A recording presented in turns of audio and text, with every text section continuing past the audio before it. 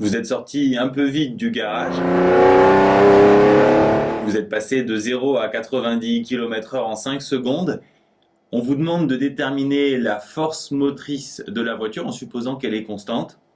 Pour ça, on vous encourage à utiliser le théorème de l'énergie cinétique, sachant que la voiture a une masse de 1,2 tonnes et que pendant les 5 secondes de démarrage, elle parcourt 62,5 mètres. Mais pour commencer, on vous demande d'indiquer les forces qui s'exercent sur la voiture. Première force, bien sûr, le poids qui s'applique sur le centre de gravité, vertical et vers le bas. En réponse, la réaction normale du sol, puis la force motrice de la voiture. On devrait avoir des frottements, mais ici, on nous a demandé de les négliger pour l'instant. Si maintenant on applique le théorème de l'énergie cinétique, on doit prendre en compte le travail de chacune des forces qu'on vient de présenter, donc le travail du poids, le travail de la réaction normale, le travail de la force motrice, qui doit donc être égal à delta EC. Le travail du poids, c'est mgh. Ensuite, le travail de la réaction normale, puisqu'elle est perpendiculaire au déplacement, ça sera 0. Le travail de la force motrice, qui est collinéaire au mouvement et de même sens, ça sera l'intensité de la force motrice fois la longueur du déplacement. Et delta EC, c'est ECB moins ECA. Ici, plusieurs choses se simplifient.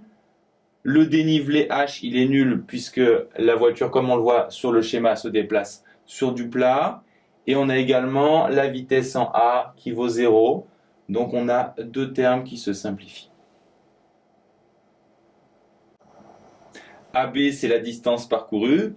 On nous a indiqué dans le texte qu'on peut aussi la noter D. Et ECB, c'est 1/2 de MVB au carré. On cherche l'intensité de F, donc on va tout diviser par D. Et en mettant au même dénominateur, on obtient cette expression. Puis ensuite, on fait l'application numérique en faisant bien attention de mettre la vitesse en mètres par seconde. Donc il faut diviser par 3,6 et on obtient 6000 newtons. Vous devez maintenant en déduire la puissance mécanique moyenne de la voiture pendant cette accélération. Pour ça, il faut vous souvenir de formules de première. La puissance, c'est de l'énergie par seconde. C'est de l'énergie divisée par une durée. Bien sûr, on a aussi l'énergie, c'est la puissance fois la durée. Ici, on va utiliser la première formule et notre énergie sera le travail moteur de la voiture pendant l'accélération. Le travail moteur, c'est le travail de la force motrice qu'on a calculé. C'est F fois AB ou F fois D, divisé par la durée. F, on a vu, c'est 6000 newtons. La distance, c'était 62,5 mètres. Et la durée de l'accélération, 5 secondes, on trouve 75 000 watts ou 75 kilowatts. Par curiosité, vous avez regardé la notice technique de votre voiture et vous avez vu que sa puissance maximale est de 300 kW. Est-ce que votre calcul est juste? Alors, en fait, ce qui fait que cette puissance est beaucoup plus faible que la puissance maximale, c'est les frottements qu'on a négligés. Pour lutter contre les frottements, la voiture doit générer beaucoup de puissance. Et également, un deuxième élément, la puissance maximale n'est pas générée lors de l'accélération. En sortie de virage, à 90 km/h, vous apercevez, immobile au milieu de la route, Puppy, le chien de votre voisine. Il est 50 mètres devant vous. Est-ce que vous allez avoir le temps de vous arrêter? On va à nouveau appliquer le théorème de l'énergie cinétique. On va noter L, la distance de freinage.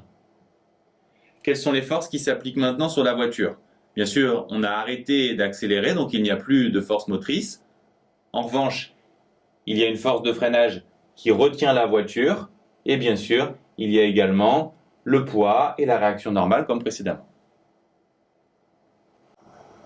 Les forces s'exercent cette fois entre B et C. On a le travail du poids et le travail de la réaction normale comme précédemment, plus le travail de la force de freinage qui vaut delta EC. Le travail du poids, c'est MGH comme précédemment.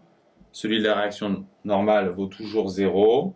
Ensuite, le travail de la force de freinage, puisqu'elle est opposée au déplacement, ça sera moins F BC. Et la variation d'énergie cinétique, ça sera entre les points B et C, donc ça sera l'énergie cinétique en C moins l'énergie cinétique en B. MGH se simplifie pour les mêmes raisons que précédemment, et la vitesse en C étant nulle, puisqu'en C on doit être à l'arrêt, on a deux termes qui se simplifient. BC, c'est la distance de freinage, aussi notée L. ECB, c'est 1/2 de MVB carré, bien sûr. On simplifie les signes moins. Ensuite, puisqu'on cherche L, on va tout diviser par F. On obtient donc, après mise au même dénominateur, cette expression. Si on fait l'application numérique en faisant bien attention de mettre les vitesses en mètres par seconde, on obtient 47 mètres, donc moins de 50 mètres. Autrement dit, Peupi est sauvé.